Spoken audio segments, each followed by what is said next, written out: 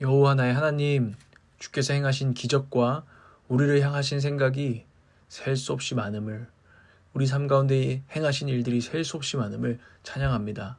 주님께서 제게 행하신 일들이 너무 많아서 다 알리기도 벅찹니다. 주의 뜻과 주의 법을 행하는 것은 또한 즐거운 일입니다. 내 마음 중심에 이 의로운 주님의 소식이, 법이 넘칩니다. 공의로우시고 성실하시고 자비하신 구원의 하나님, 제가 입술을 닫지 않고 주님을 고백하고 노래할 것입니다. 많은 사람들 가운데 이 감격을 감추지 아니할 것입니다. 찬양받아 주시옵소서. 주님을 찬양합니다. 오늘은 요한계시록 6장 1절에서 17절 말씀을 함께 보고 그 말씀 앞으로 나아가도록 하겠습니다. 오늘 요한계시록 6장 1절에서 17절, 6장 전체의 말씀은 이 어린 양 예수 그리스도께서 6인을 떼는 모습을 보게 됩니다. 7인인데 6장에서 6인을 떼시죠. 이 내용의 전체적인 내용은 예수 그리스도의 초림과 재림 사이의 역사를 우리에게 보여주는 것입니다. 예수님께서 이 땅에 정말 그 말구유에 오셨습니다. 초림하셨죠. 그리고 다시 승천하셔서 다시 오실 것을 우리는 믿는 사람들입니다. 그리고 그 역사 한 가운데 지금은 우리는 살아가고 있습니다. 이게 우리의 역사관입니다. 그 역사관을 우리가 보여주고요. 이 7인을 떼실 권세를 소유하신 어린 양 예수 그리스도, 그분의 의도가 무엇이냐라는 것을 우리는 오늘도 생각해야 됩니다. 이것을 읽을 때 주님께서 심판을 이렇게 인을 하나씩 떼실 때 심판이 이렇게 시작이 되는데요. 이 심판은 어떤 완전하고 영원한 심판은 아니죠. 사실은 심판이기도 하지만 하나의 메시지입니다. 어떤 메시지냐면 예수 그리스도를 따르라는 메시지라는 것이죠. 이런 전체적인 주님의 의도를 우리가 생각하면서 오늘 구체적인 내용을 보겠습니다. 첫 번째 인을 뗐습니다. 어린 양께서 첫 번째 인을 떼시자 흰 말을 탄 자가 등장합니다. 흰 말을 탄 자. 이 흰 말을 탄 자에 대한 해석은 여러 가지지만 오늘 존 스토트 목사님 해석은 굉장히 저는 일리가 있다고 생각합니다. 먼저 어떤 심판 전에 주님께서는 소망의 주님이시고 구원의 주님이십니다. 이 흰 말을 탄 자는 의로운 정복자로서 바로 이기면서 또 이기려고 나가는 예수 그리스도를 말합니다. 금 면류관을 쓰고 하얀 말을 탄, 이 백색의 말을 탄 분은 우리 주 예수님이십니다. 그분을 상징하는 것이죠. 이 초림하셔서 이미 하나님 나라를 시작하시고 또 재림함으로 아직 다 임하지 않은, 온전히 임하지 않은 하나님의 나라가 언젠가 온전히 임하게 될 것, 그 전쟁을, 그 역사를 진두지휘하는 흰 말을 탄 주님을 바라보시기를 바랍니다. 그분은 이미 이기셨고 또 이기시기 위해 역사를 끌고 가고 계시는 거죠. 이 온 세상을 도시면서 주의 성령으로 우리를 이끄시면서 이 전쟁을, 영적 전쟁을 이끄시면서 이미 이기셨을 뿐만 아니라 또 이기시기 위해 완전한 승리를 위해서 우리를 끌고 가고 계신다는 것을 믿으시기 바랍니다. 이 인을 떼는 첫 번째 인이 바로 이것이다라는 것은 우리에게 큰 소망을 주죠. 그래서 주님께서는 여전히 지금도 모든 민족, 모든 방언을 복음으로 정복하고 계시는 줄 믿습니다. 흰 말을 타고 돌아다니고 계시는 거죠. 두 번째는 이제 우리가 생각하는 진정한 심판의 모습들이 나오는데요. 붉은 말을 탄 자가 등장합니다. 붉은 말을 탄 자. 이 붉은 말은 불타는 불꽃과 같은 붉은 색을 상징합니다. 이 평화를 없애서 사람들이 서로 죽고 죽이는 일이 벌어지도록 하는 이 전쟁의 불길을 몰고 다니는 그런 말이죠. 나라와 나라 사이에 불길을 일으키고 전쟁의 불꽃 스파크를 튀기게 하고 계층과 계층 사이에서도 그런 일이 일어나게 하고 또 어쩌면 개인과 개인 또 사랑하는 가정 안에도 전쟁이 되게 하고 지옥이 되게 하는 그런 평화를 깨뜨리고 평화에 이르는 길을 우리에게서 가리고 어둠을 우리에게 가져다주는 그런 말이 붉은 말입니다. 세 번째 인을 뗄 때 검은 말 탄자가 등장합니다. 이 검은 말 탄자는 어떻게 생겼냐면 저울을 들고 다닌대요. 저울을 들고 다니면서 기근을 몰고 다니는 말로 우리는 해석을 합니다. 밀 한 대도 하루 품삯이요 보리석 대도 하루 품삯이다 이러면서 경제 계속해서 물가 이런 것들을 따지고 다니는 모습을 한번 상상해 보셔도 좋을 것 같습니다. 우리 세대는 지금 굶어 죽는 세대는 아니죠. 그것을 경험하는 우리 지역에 살고 있지도 않습니다. 역사상 이 100년은 가장 풍족한 100년이거든요. 이전에 왕이 먹지 못한 음식을 우리가 먹고 있다고 하는 그런 세대에 있습니다. 그러나 오늘날에도 여전히 경제라는 것은, 어떤 돈이라는 것은, 또 그것에 대한 불안감과 우리의 가난한 어떤 상대적인 가난함들을 느끼는 것들은 여전합니다. 이것이 검은 말 탄 자의 저주이고 심판입니다.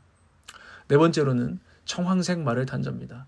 절대적인 죽음의 상징입니다. 청황색. 이 시체가 완전히 새파랗게 질리잖아요. 핏기가 싹 가시고 온기가 싹 가시고, 그리고 곰팡이가 피어오르면은 귤에 곰팡이 핀 거 보셨나요? 그때 청황색이 나타납니다. 죽음의 상징이죠.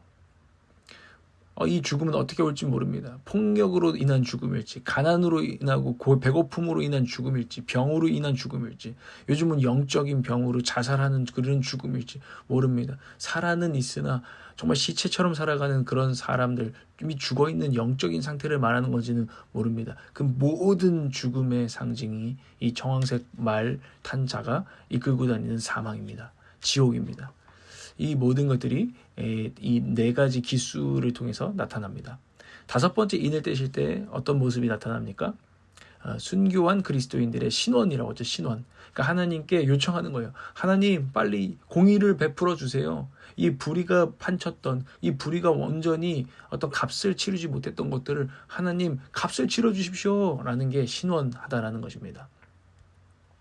순교자들이 그 제단 아래에서 피 흘린 순교자들이 나와서 그렇게 하나님께 신원하는 것이죠. 거룩하시고 참되신 지배자님, 우리가 얼마나 더 오래 기다려야 지배자님께서 땅 위에 사는 자들을 심판하시어 우리가 흘린 피의 원한을 풀어주시겠습니까? 성경은 말하거든요. 이 땅이 그 피를 삼키고 그 피 때문에 진노하고 있다라고 말하거든요. 이 피의 원한을 언제 풀어주십니까? 하나님께서 말씀하시죠. 순교자의 수가 차기까지 기다리라. 이 내용들이 이제 10절 여기에 나오고 있죠. 11절에 나오고 있습니다. 이 역사의 기간 동안, 이 주님의 초림과 재림사의 역사의 기간 동안 끊임없이 순교자들이 존재할 것이다 라는 것을 성경은 보여주고 있습니다. 여섯 번째, 오늘 여섯 번째 인까지 떼시는 장면이 나오는데, 여섯 번째 인을 뗄 때 진노를 받은 큰 날이 설명되고 있습니다. 큰 지진이 일어나고 해는 검게 변하고 달은 피와 같이 되고 하늘의 별들은 무슨 나무의 열매들이 툭툭툭 우수수 떨어지듯이 떨어지는 이런 일들이 하늘이 말려 들어가는 일들이 있을 것이다. 이 하나님의 진노의 두려운 날이 임할 것이다 라는 것을 성경은 분명하게 늘 선포합니다. 우주적인 격변이 있고 천재지변이 있을 것이라는 거죠. 이런 일들이 지금도 일어나죠. 이것도 하나님의 심판이며 사인입니다.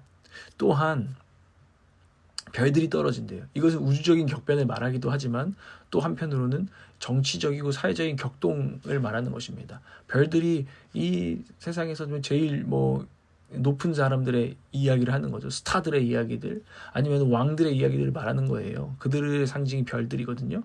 마치 미국엔 트럼프 대통령, 우리나라엔 지금 이재명 대통령, 이런 대통령들, 별들이 정치적이고 경제적이고 사회적인 리더들이 격변하는 거죠. 떨어져도 누가 떨어졌다가 나락에 갔다가 또 새로운 놈들이 등장했다가 이런 일들이 계속 하는데, 그 격동 가운데 많은 일이 고통할 것이라는 것입니다. 지금도 이제 트럼프가 되고 여러 가지 격동들이 일어나면서 다들 정신이 없는, 전 세계가 정신이 없는 것들을 보게 되는데요. 이런 일들이 비일비재할 것이다 라는 것이죠. 그러나 하나님의 심판이 오면 그 어떤 별들도, 그 어떤 높은 자들도, 고관들도, 장군들도, 부자들도, 세도가들도, 또 비천한 자들, 노예들까지도 모두 예외 없이 하나님의 진노 앞에서는 우리가 두려워 떨게 될 것이고, 나를 숨겨주세요. 바위 틈에 저를 숨겨주세요. 그 얼굴을 피하게 해주세요. 이런 날이 올 것이다 라는 것을 이 요한계시록은 또한 보여주고 있습니다. 그런 내용들이 이제 쭉 뒷부분에 여러분 읽어보시면 나오게 됩니다. 자, 그들이 두려워한 진노는 보좌에 앉으신 분의 얼굴, 그리고 어린 양의 진노입니다. 이게 참 우리가 받아들이기 어려울 수 있어요. 보좌에 앉으신 성부 하나님의 진노하신 얼굴을, 어떤 얼굴일까? 어린 양 예수 그리스도의 진노하신 불꽃 같은 그 얼굴과 눈동자는 도대체 어떤 얼굴일까? 그 앞에 설 때 우리는 얼마나 두려울 것인가?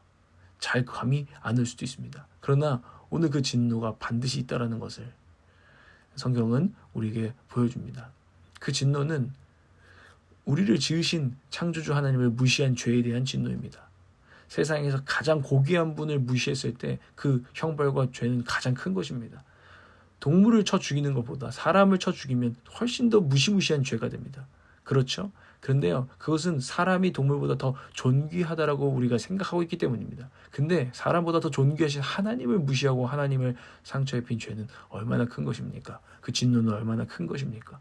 그래서 우리는 생각해야 됩니다. 또한 그 우리를 지으신 분께서 또한 우리를 위해 죽으셨다는 그 소식을 무시한 죄는, 복음을 무시한 죄는 얼마나 큰 진노입니까? 이 진노를 우리는 기억해야 됩니다. 그러나 예수 그리스도를 믿는 우리에게는 그분께 그 모든 진노가 부어졌기 때문에 구원을 얻습니다. 그래서 우리에게는 세상에 복음을 전할 책임이 있습니다. 적용해 보자면 오늘 4가지 말이 나오는데요. 다른 말들을 따라가면 안 되고요. 흰 말을 타신 예수 그리스도를 쫓는 삶을 오늘도 우리는 결단합니다. 그 옛날에 그 이순신 영화 가운데 명량인가요? 뭐 한산인가요? 자네는 누구를 위해서 따르나? 나는 의의 길을 위해서 싸우네 라는 명대사를 알리잖아요. 우리는 예수 그리스도를 쫓아, 흰 말을 쫓아, 의의 길을 쫓아 갈 수 있도록 오늘도 기도해야 됩니다. 주님, 우리가 주님의 길과 말씀을 따르고 주님의 뒤를 따르게 하여 주시옵소서. 또한 이 혼란한 세상 가운데 여러분 고민이 많으실 거예요. 도대체 뭐가 맞는 거야? 뭐가 의이고 불의인 거야? 교회 안에서도 서로 의견이 너무 달라. 다 서로 각자 소견에 좋은 대로 말하고 있어. 너무 헷갈려. 그런데요, 우리 겸손한 마음으로 주님, 저를 인도해 주세요. 오늘도 주님을 쫓게 해주세요. 기도했으면 좋겠습니다. 가르쳐 달라고 우리가 붙들 수밖에 없습니다. 또한 입을 닫지 말고 복음을 선포하십시오. 주님을 뒤따르면서, 승리를 이끄시는 주님을 뒤따르면서 예수 그리스도의 복음을 믿는 자로서 세상에 입을 닫지 않고 선포해야 됩니다. 복음이 있다. 복음이 있다. 하나님 편에 서라. 하나님 편에 서라. 하나님께 돌아와라. 여러분, 복음 전파자로 사는 저와 여러분 되기를 또한 소망합니다. 6인을 떼신 사건들은 이미 역사상에 풀어지고 있는 것입니다. 그렇죠? 죽음, 청황색 말, 검은 말, 불타는 말, 다 있습니다. 우리 사회에. 우리는 언제나 마지막 때를 살고 있다는 것을 우리는 깨달아야 합니다. 그래서 깨어서 흰 말을 타신 예수 그리스도를 따라야 하는 것입니다. 저와 여러분은 오늘 누구를 따를 것입니까? 이게 우리에게 주시는 주님의 질문입니다. 망설임 없이 주님을 따르는 우리가 되기를 소망합니다. 기도하겠습니다. 역사의 해석자시오, 흰 말을 타시고 복음으로 사랑으로 정복해 가시는 나의 주님, 이미 세상에 붉은 말, 검은 말, 청황색 말이 날뛰고 있다는 것을 봅니다. 그러나 그보다 진정 두려워할 것은 보좌에 앉으신 주님의 진노임을 믿습니다. 이때에 마지막 때에 숨어서 떠는 자가 아니라 날 위해 대신 그 진노를 받으신 진정한 왕이 되시는, 평화의 왕이 되시는 예수님을 따르고 전파하기를 원합니다. 성령 하나님, 우리를 인도하옵소서. 예수님의 이름으로 기도합니다.